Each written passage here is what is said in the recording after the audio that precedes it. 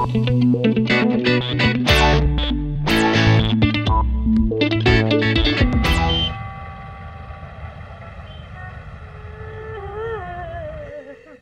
nga muna, girls. Mahina ang kalaban. Ano ba talaga nangyari? May kabit siya. Ha? Ano nga? May kabit ang asawa ko. Sigurado ka? Oo. Gano'n naman talaga, diba? It's always... Ang ibig ko sabihin, lagi na lang yung asawang huling nakakaalam. Baka naman fling lang. Imposible maging fling yun. Pagkasama sila sa Australia, araw-araw sila nagkikita. Fling ba naman ang tawag doon? Hindi yata logical yun.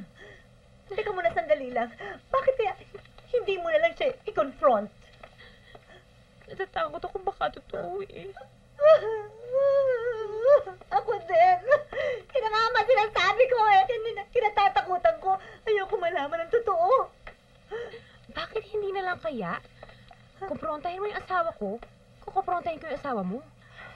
Oo, tama. Tapos magre-report ako sa'yo. Magre-report ka sa akin. Oo, tama yan. Ganun din ba? Unti-unti na talagang nawawala ng katinoan ng usapang ito.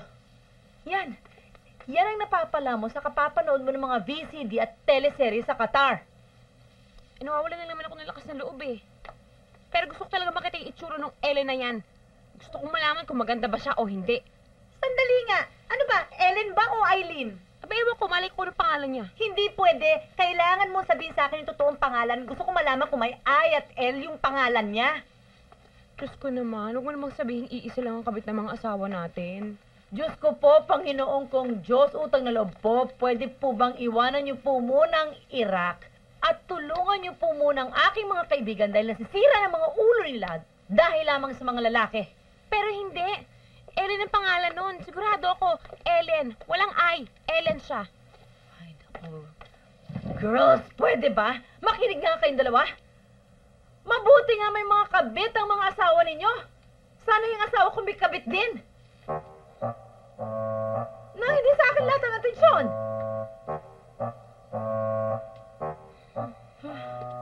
Hindi siya masyadong mayabang, ano? Hindi. Konting-konti lang. Konsumi ako. Ako, baka dyan nga nakatira yung kabit ng asawa mo. Diyan niya binabahay. Cynthia, ano ba?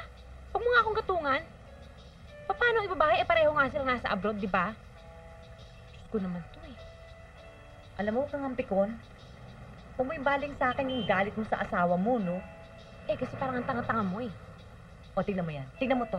Ako pa ngayon ang tanga. Eh, ikaw nga tong hindi nakakaalam na ang asawa mo, eh may kabit. Well, at least alam ko kung anong pangalan ng kabit ng asawa ko, no? Eh, ikaw. IL lang ang alam mo. Ano ba yun? If I know, mas maganda ang kabit ng asawa ko kesa sa asawa mo. Excuse me. Mas bata ang kabit ng asawa ko. Mas sexy yun sa asawa ko. Mas sa akin kaya. Ay, naku, wala natin pagtalunin yung mga kabit ng asawa natin. Uy! Maylin, bakit bata ang kausap ng asawa mo? Baka pedophile ang asawa mo, ah. Alam mo, hindi na kita isasama sa susunod. O, itinan mo to. Kahit kailan, joke lang. Ikaw naman, eh. Basta, ha? Ganito usapan natin. Pagkatapos nating susundan ng asawa mo, susundan naman natin ang asawa ko. Gusto ko nga ito, eh. Kasi nakapag-practice na ako. Alam ko na ang pakiramdam. Pag dumating ang pagkakataon na yon, hindi na ako matetensyon, o hindi ba? Dahil alam ko na, eh. Nakapractice na ko, eh. Naiintindihan mo. Ayan, umalis. Maylin. Oh. May naisip ako. Sino ang kabit mo, ha? Sabi mo sa akin. Sino? Sino ang kabit mo? Sandali. Eh, hindi ganyan ang atake. Mas lalo magsisinungaling sa atin yun, eh. Oo. Iba yung napanood ko sa VCD. Ganito. Honey, may itatanong lang ako, ha? Huwag kang magkagalit. Ito, tanong lang naman to. Gusto ko lang naman malaman yung totoo, eh. May kabit ka, no? May kabit ka! May kabit ka! Hindi ka na kontento, walang yaka. Didimanda ka ng bigamy. Didimanda ka ng bigamy. Ay! Teka mo na nabibigyan ako sa'yo. Ano ba? Tikibahin na lang natin. Alam ko na, yung kabit na lang kaya ang awayin natin. Di ba?